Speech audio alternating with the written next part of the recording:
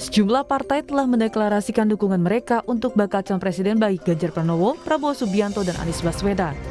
Meski situasinya masih dinamis, sejumlah koalisi telah terbentuk. Namun dinamika politik terjadi karena belum ada partai mengumumkan nama bakal calon wakil presiden. Litbang Kompas memotret bagaimana elektabilitas partai politik di bulan Agustus. Dari temuan Kompas, terdapat fluktuasi elektoral parpol khususnya di parpol papan atas. PDIP misalnya kini naik menjadi 24,4%. Gerindra naik tipis dari survei sebelumnya menjadi 18,9%. Adapun PKB kini naik menempati 3 besar setelah naik menjadi 7,6% dibandingkan survei sebelumnya. Sementara Golkar dan Demokrat masing-masing 7,2% dan 7,0%. Sama-sama partai papan atas, tetapi misalnya PKB, Golkar, dan ada satu lagi sebetulnya Demokrat. Jadi ketiga partai ini saling bertukar posisi di dalam beberapa survei kami yang terakhir. Ada kalanya kemarin Demokrat yang nomor 3, ada kalanya Golkar yang nomor 3. Kali ini PKB yang dia naik cukup tinggi tapi masih ada di rentang 7%. Merespon hasil survei Litbang Kompas, PKB mengakui peningkatan elektabilitas yang didapatkan tak terlepas dari konsistensi partai mendukung Prabowo Subianto sebagai calon presiden. PKB akan terus konsisten menjaga sikap politiknya.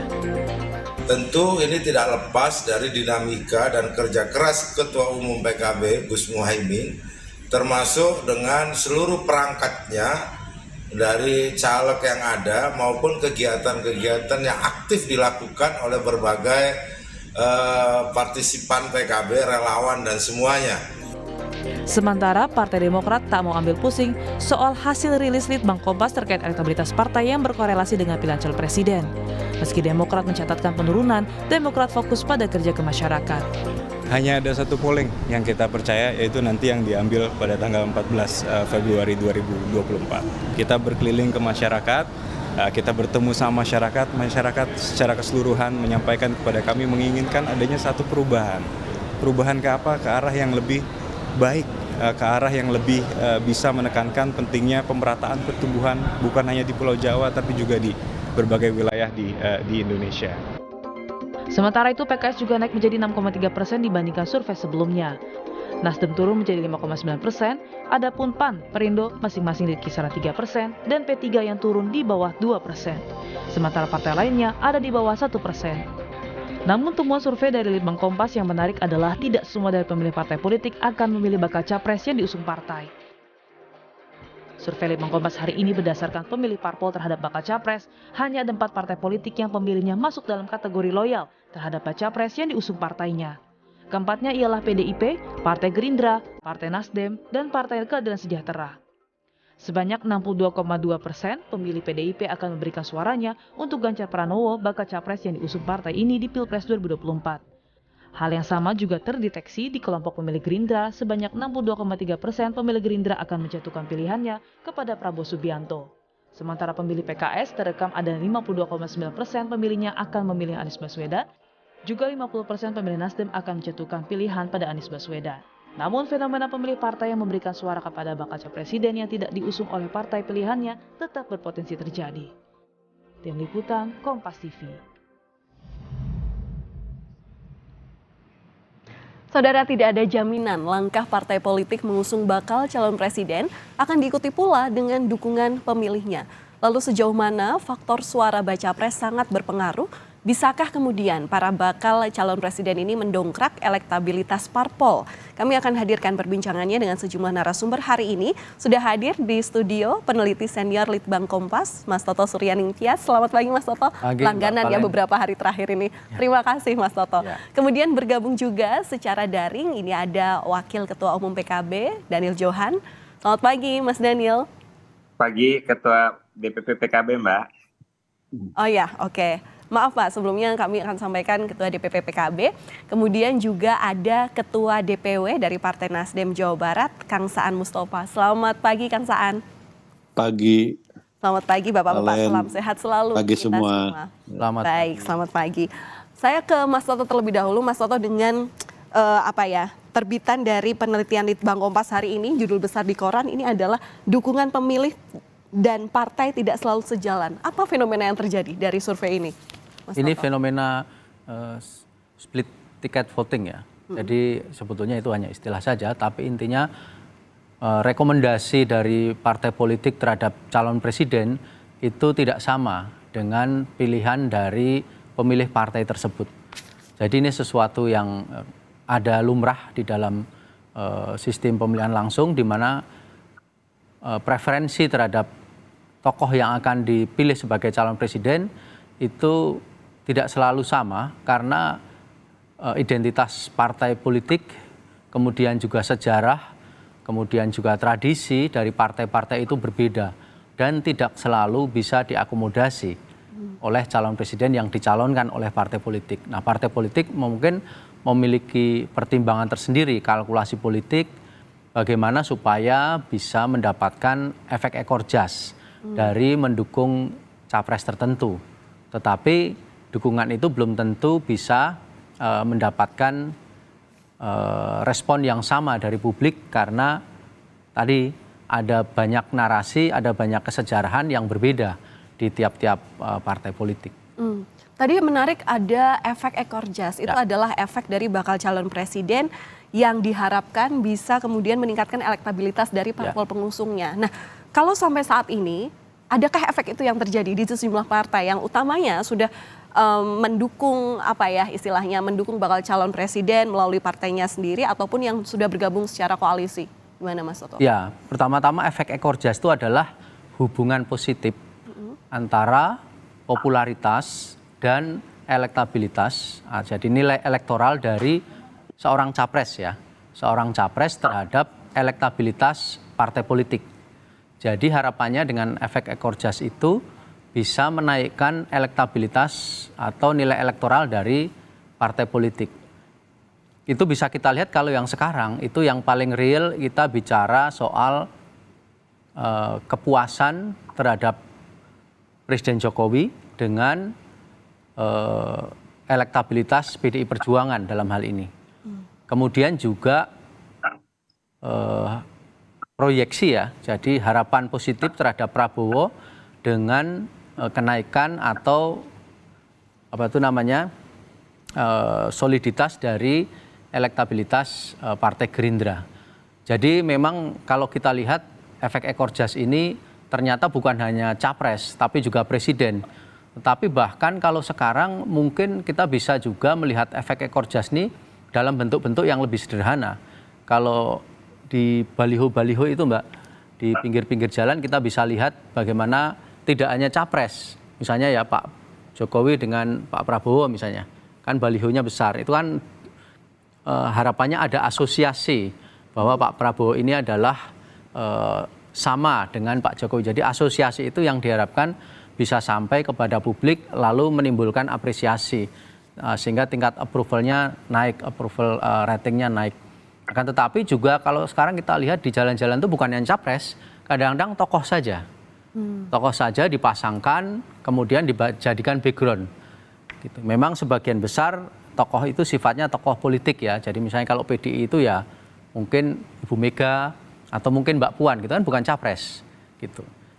Nah itu bisa juga dipakai sebagai upaya untuk meningkatkan elektabilitas dari sang kandidat. Nah itu kira-kira yang sekarang sedang sedang terjadi di partai-partai kita. Dan tidak semuanya itu memperoleh gain, memperoleh manfaat atau benefit elektoral seperti yang diharapkan. Ya karena ada berbagai macam hal tadi. Iya, oke. Itu tadi yang bisa dibilang bahwa efek ekor jas ini sangat penting, sangat berpengaruh. Tapi kalau melihat daripada survei yang terjadi hari ini, saya juga akan mengarah ke Mas Daniel, Ketua DPP dari Partai PKB, Kebangkitan Bangsa begitu ya. Mas Daniel, jadi ini kan kalau dilihat dari hasil survei Litbang Kompas yang terbit hari ini ada pemilih PKB yang tersebar ke sejumlah calon presiden.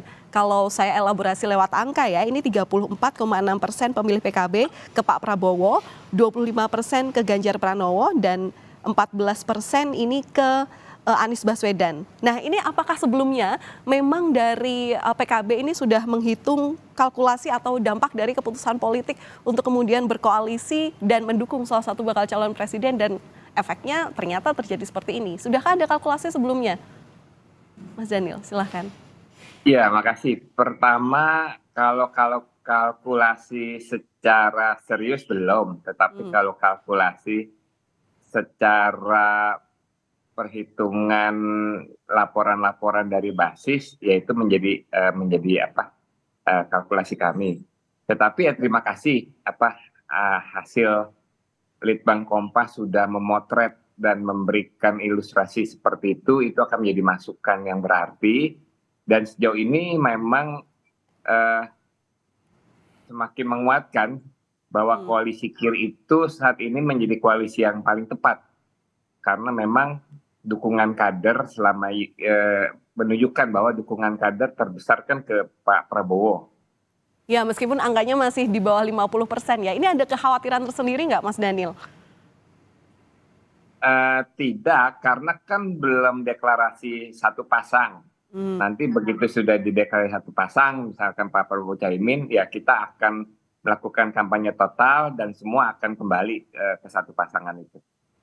Ya, ini juga penentuan cawapres itu juga sangat penting, tapi itu terlalu jauh. Nanti kita juga akan menanyakan juga seperti apa kemudian kiat-kiat yang dilakukan oleh partai supaya nanti para kader atau para konstituennya ini kemudian sejalan dengan arah tujuan partai dalam mendukung Pak Prabowo sebagai calon presiden.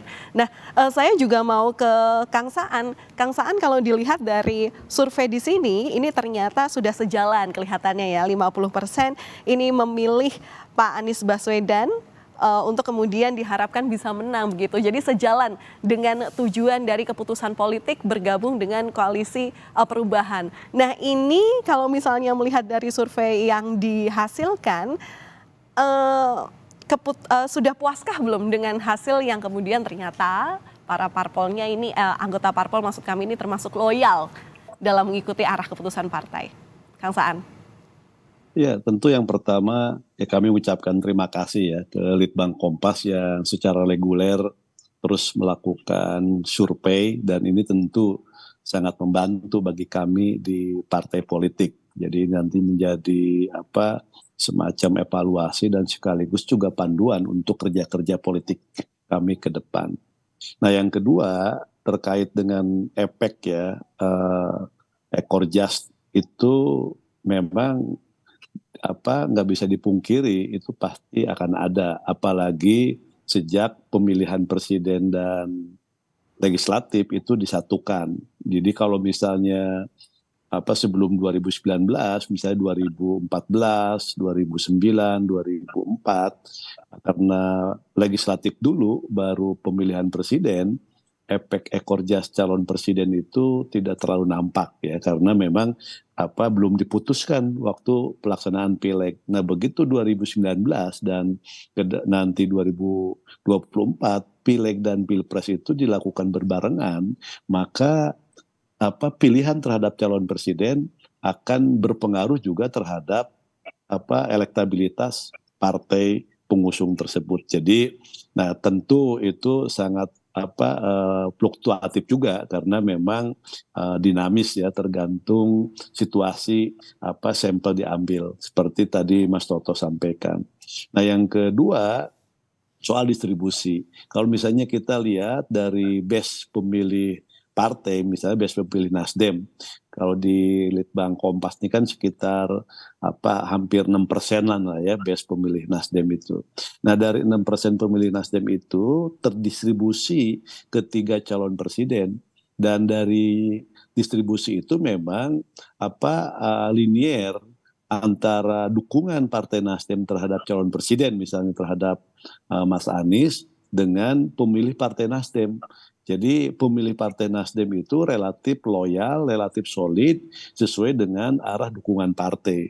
Itu tergambar dari hampir 50% lebih bahwa pemilih Nasdem itu sesuai dengan pilihan partai terhadap calon presidennya.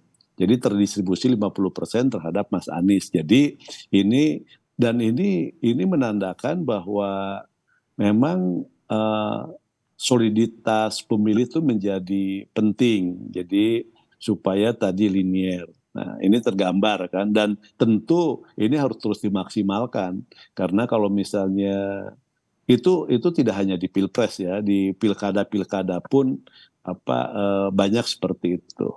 Nah, ini tergantung kepada seberapa masif partai melakukan sosialisasi terkait dengan calon presiden pilihannya ke basis-basis pemilih Partai Nasdem. Jadi termasuk juga ke partai-partai yang lainnya.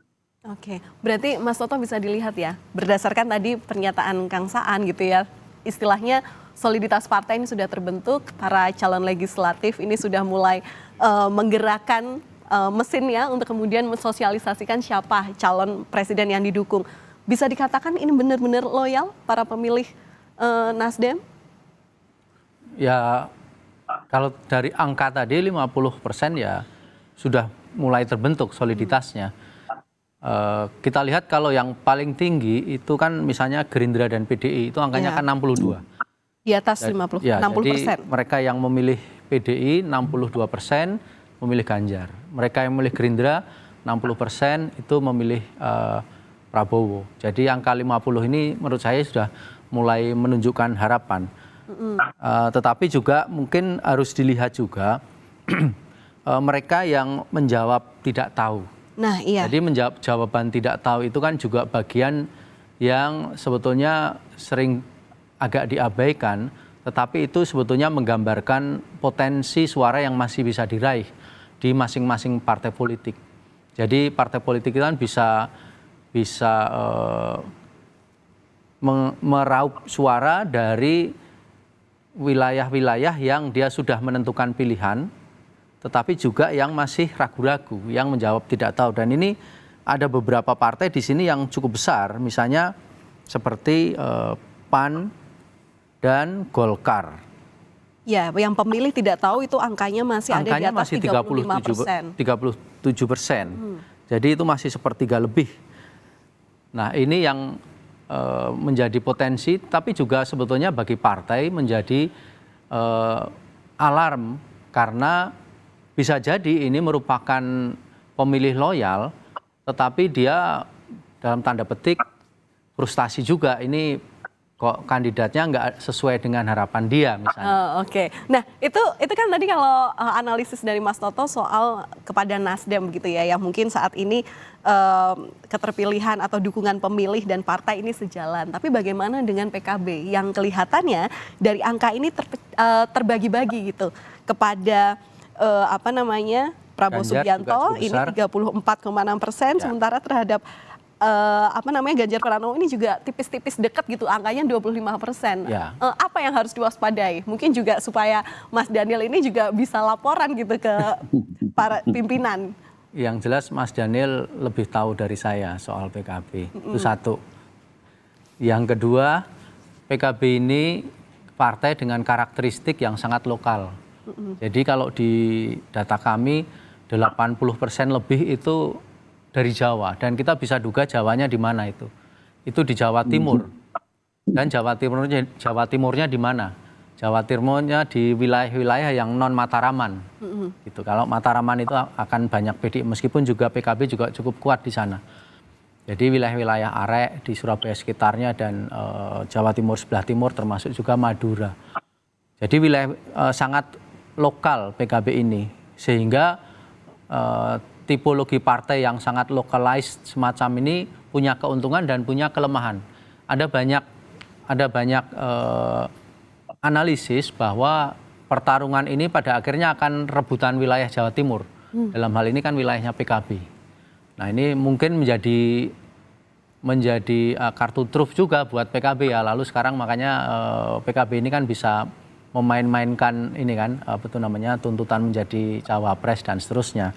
Karena memang wilayah yang localized semacam ini solid biasanya. Jadi ketika pada akhirnya nanti PKB misalnya menentukan koalisi dengan cawapres, apakah tetap Prabowo atau yang lainnya, kan harapannya nanti masanya akan lebih mudah untuk diajak ke arah yang sama. Sehingga tadi istilahnya tidak terjadi split tiket voting, tapi straight tiket voting. Jadi apa yang direkomendasikan elit partai itu juga sama juga dengan yang dipilih oleh akar rumputnya dari partai tersebut. Oh, oke. Ini menarik nih, dukungan dari akar rumput. Apakah memang sebelumnya Mas Daniel ini jangan-jangan ada perbedaan nih, dukungan akar rumputnya bukan ke Pak Prabowo, tapi malah justru ke yang lain. Tapi sekarang ini ada sikap politik yang berbeda yang mengharuskan PKB kemudian ada kesepakatan tanda tangan untuk bergabung dengan koalisi Pak Prabowo. Ini gimana ini, Pak? Ya, makasih. Pertama, karena kan saat ini seluruh basis pemilihnya PKB memang masih sangat cair. Karena kan memang belum ada keputusan secara formal dan kita belum mengkampanyekan secara masif untuk persoalan presiden.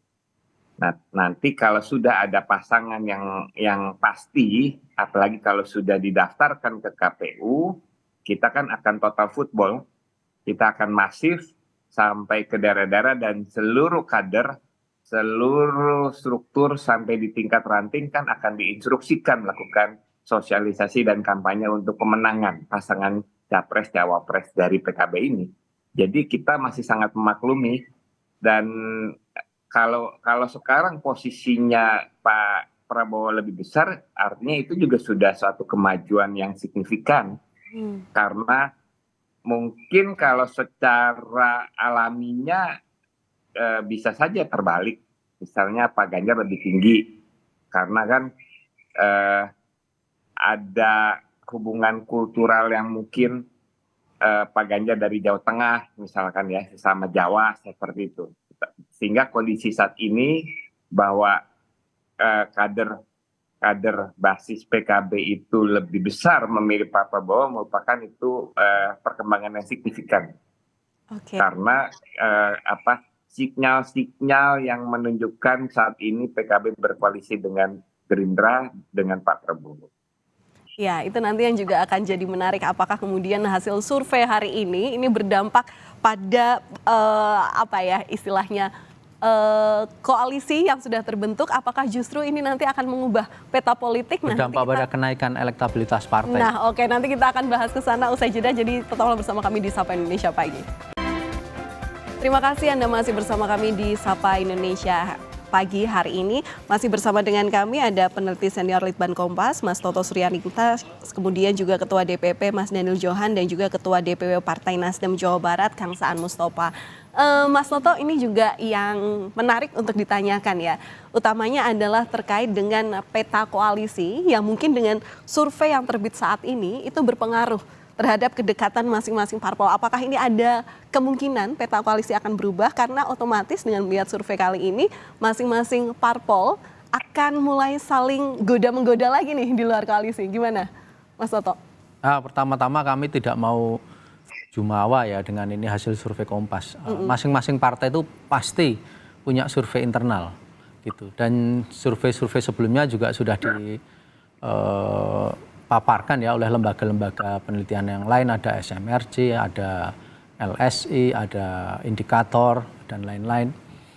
Tapi memang kalau kita lihat beberapa hari belakangan ini terjadi pergerakan dan itu saya rasa pasti akumulasi dari berbagai pertimbangan ya. Jadi bukan hanya karena survei ini, bukan hanya karena survei Kompas. Misalnya kita lihat setelah Golkar dan PAN merapat ke koalisinya Pak Prabowo, PKB dan Gerindra, sekarang kan kita juga dengar mulai kira-kira 2 hari yang lalu itu Pak Said Abdullah dari Banggar DPR RI ya, dari PDIP itu kan mengemukakan meskipun belum usulan resmi itu pertimbangan bagaimana kalau Ganjar dipasangkan dengan Anies. Kemudian pagi ini kita juga baca di koran Kompas, rupanya usulan Pak Said Abdullah itu memicu pergerakan dari catur politik yang lain. Jadi kita baca P3 itu juga lalu sekarang mencoba ya menawarkan narasi kalau Sandi AHY. Jadi ini kan pergerakan-pergerakan yang lalu sudah keluar dari batas-batas koalisi. Yang PAN dan Golkar tadinya ada di koalisinya yang mendukung Pak Ganjar sekarang bergeser ke Pak Prabowo. Sementara yang P3 tadi ada di koalisinya bersama PDI, Perindo dan Hanura mendukung Pak Ganjar, sekarang mulai mencoba-coba kalau Pak Sandi Uno itu dipasangkan dengan AHY. Berarti kan ini meskipun secara syarat pencapresan itu dukungan suara partainya belum memenuhi untuk partai koalisi yang mencalonkan calon capres. Ya, ini menarik Mas Toto. Apakah Litbang Kompas ini juga membaca sejauh mana calon yang diusung oleh koalisi ini bisa memberikan efek ekor jas juga terhadap partai yang tergabung dalam koalisi itu? Ini juga dihitung nggak sama tim Litbang?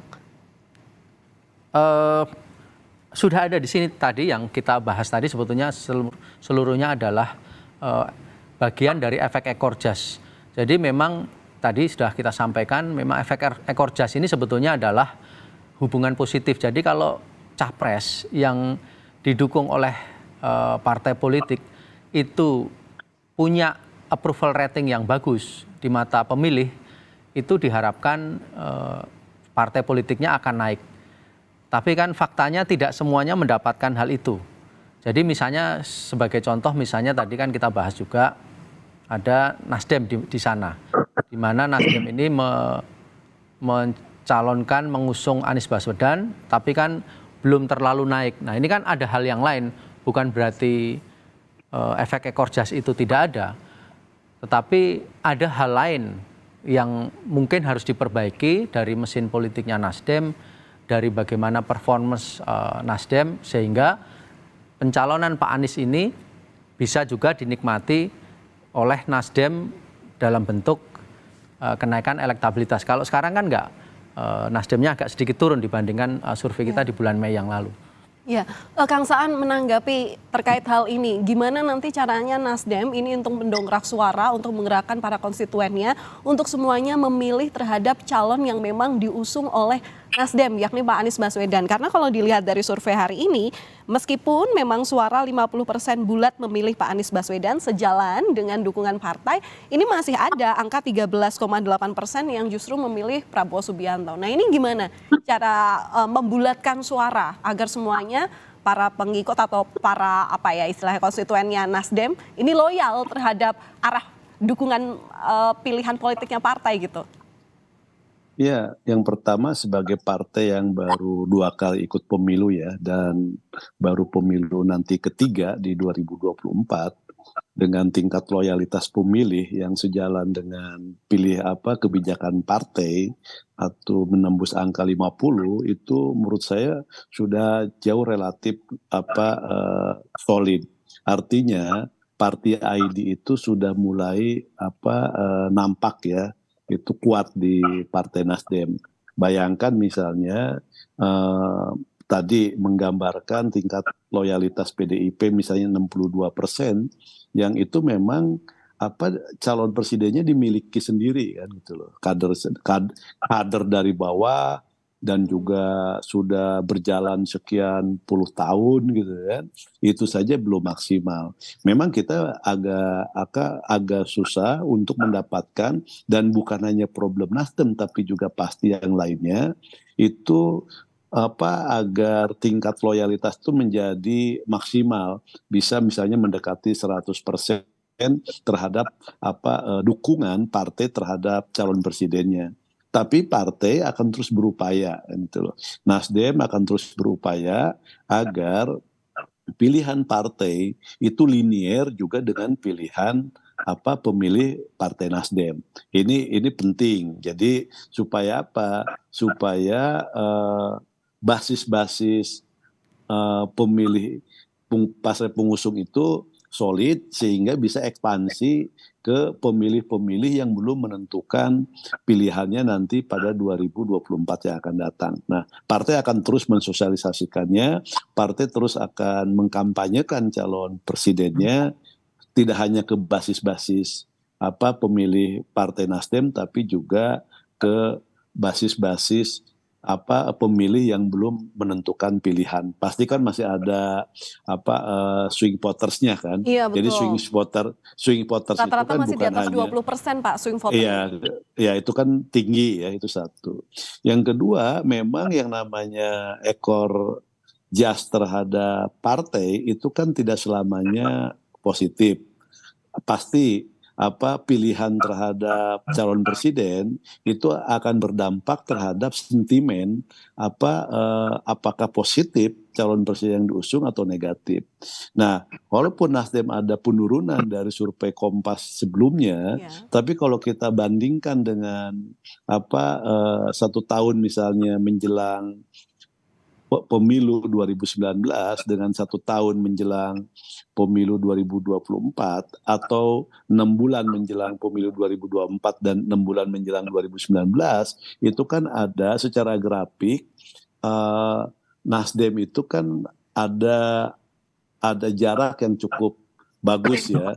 Di 2000, ini Mas Toto punya data ya, menjelang 2019 mungkin Nasdem di sekitaran 3 sekian persen.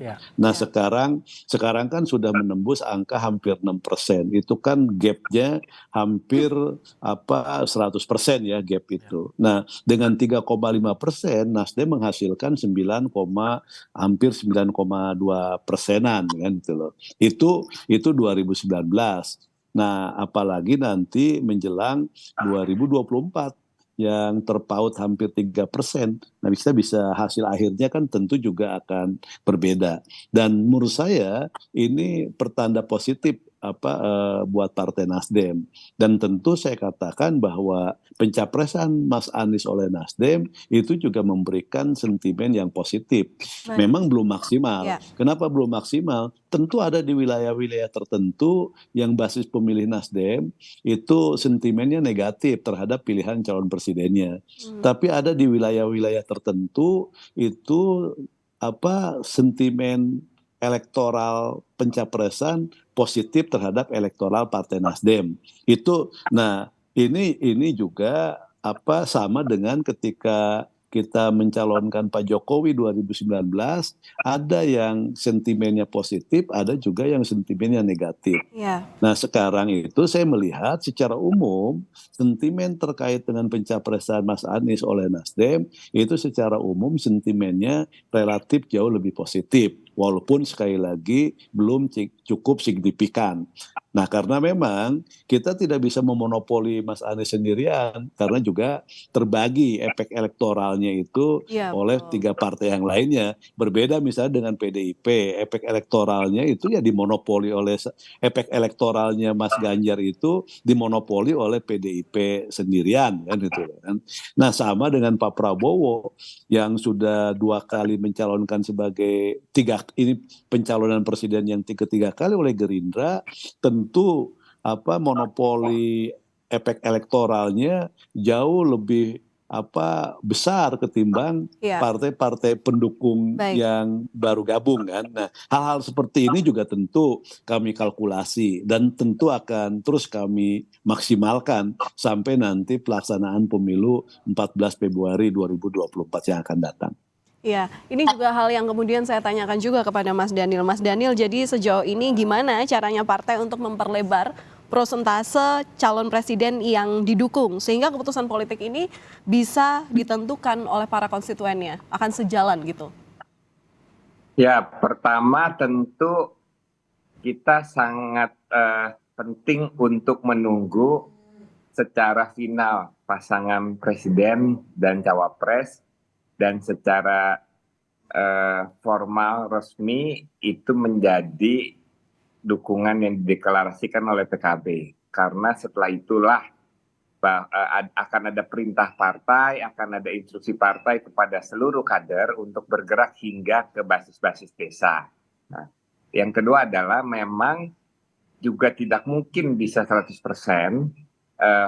basis akan memilih apa yang dipilih oleh partai karena pemilihan rakyat terhadap partai itu tidak serta-merta harus disamakan dengan dia milih kepada presiden. Karena pemilihan terhadap calon presiden sangat privat bagi rakyat karena mereka punya perhitungan sendiri, punya kesukaan tersendiri yang juga tidak sepenuhnya bisa diarahkan oleh partai.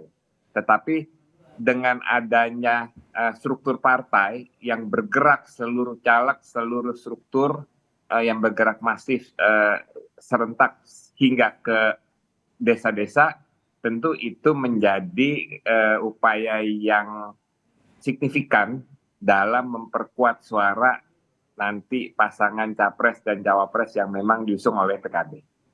Oke, berarti sampai saat ini PKB masih berkomitmen ya untuk bekerja sama dengan Gerindra gitu ya, nggak mau pindah ke lain hati gitu ya dengan melihat survei yang ada saat ini ya, Mas Daniel, memastikan nih. Sejauh Atau mungkin karena kan politik ini dinamis ya. Iya, sejauh ini iya. Oke. Sejauh PKB, Gerindra menjaga komitmen yang ada, saya rasa akan tidak ada yang perlu dikhawatirkan. Baik, terima kasih Bapak-Bapak sudah berbagi insight bersama Sapa Indonesia pagi kali ini. Kita lihat nanti pergerakan politiknya seperti apa. Masih ada waktu mungkin sekitar 1,5 bulan lagi ya untuk kita menantikan bagaimana pendaftaran calon presiden dan juga wakil presiden yang tentu sampai sekarang ini masih kita tunggu siapa nama-nama yang kira-kira udah fix ketok palu untuk kemudian didaftarkan ke KPU. Terima kasih sebelumnya peneliti senior Litbang Kompas Bapak Toto Suryaningtyas yang sudah bergabung bersama kami, kemudian juga Ketua DPP dari PKB Mas Daniel Johan dan juga Ketua DPW Partai Nasdem Jawa Barat Kang Saan Mustafa sudah bergabung bersama kami. Salam sehat selalu, sampai jumpa lain waktu. Salam sehat Mas, makasih. Terima kasih Mas.